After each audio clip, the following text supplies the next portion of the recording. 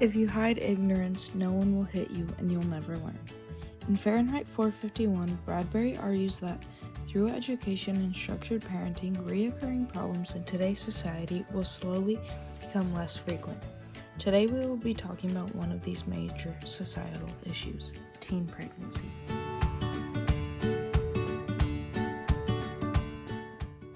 Almost everyone knows of a teen mom. Teen pregnancy rates are growing and we need to bring awareness to that. This prompts the question, would an increase in certain resources such as education impact the rates of teen pregnancy? On today's episode of Teens Discuss, we'll explore the issues of how society continues to avoid the subject of teen pregnancy, leading to the rates continuing to skyrocket.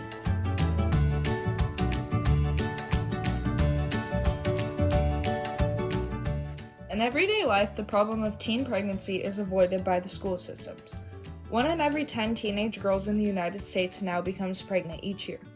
But will addressing the problem help to lessen teen pregnancy rates? Forget sex education, what schools provide is the dangers of sex.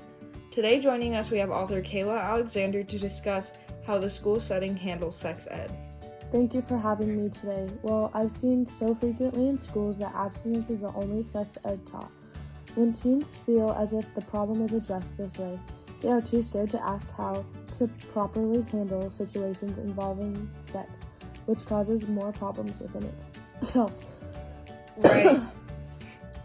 Right, so does abstinence-only sex ed increase the number of teen pregnancy rates? Yes, through a lot of research, we have found it does increase teen pregnancy rates.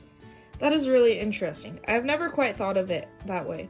Anyways, it was a pleasure having you on today. Thank you for joining us. Thank you for having me. I'm glad I could help.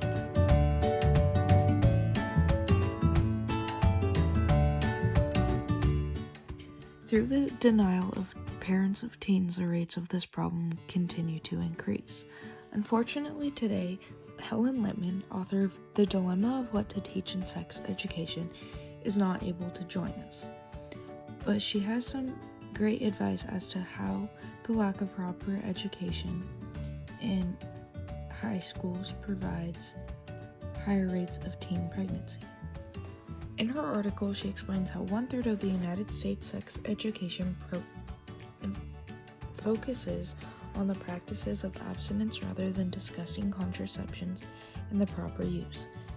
This is also once again addressed by author Kayla Alexander in her article. She discusses how abstinence-only sex ed teaches children to ignore the act rather than safely partake in it.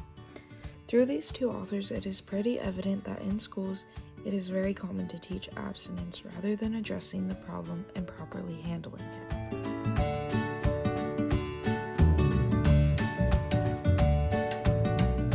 Due to the improper education offered, this problem frequently occurs. Today joining us we have author Michael Castleman. Welcome. Hi, thank you for having me. I'm really excited to be here. So it is pretty prominent for schools to offer sex education throughout all age groups. It is pretty common that teens question how to properly handle sex without bad consequences. Due to the lack of offerings in the school systems, then teens rely on the internet to answer their questions because they are often too afraid to ask people they know. So do you think this problem falls more on one gender rather than the other? Well, girls are told over and over in abstinence-only education that sex before marriage will make them dirty and worthless, which I believe leads to larger issues because men are not really as shamed for premarital sex, so when it comes to a woman, they don't know what to do because they feel as if they don't belong because they did this. So yes, I do believe this problem falls more on women than men. Thank you again for joining us.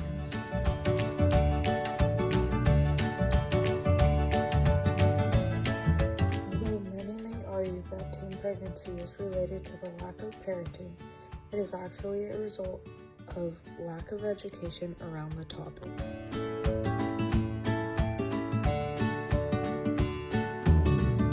Why this problem is so frequent, we need to take a stand and create a proper solution.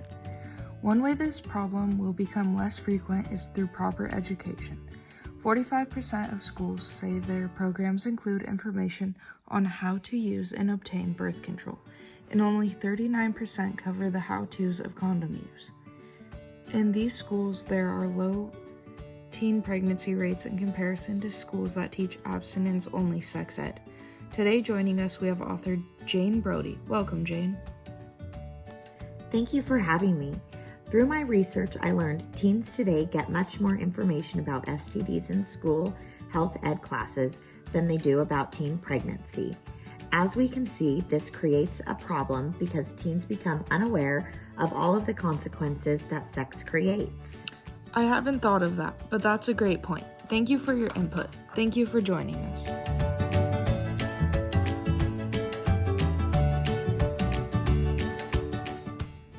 Lastly, we are going to discuss the benefit of openly discussing sex and how it will decrease the rates of teen pregnancy. We can see that reducing teen sexual irresponsibility will change the problem, and how many teens fail to use the most effective forms or use them incorrectly or inconsistently, which is because they don't know how to properly use contraceptions because this is not more openly discussed. If it becomes more openly discussed, teen pregnancy will be prevented.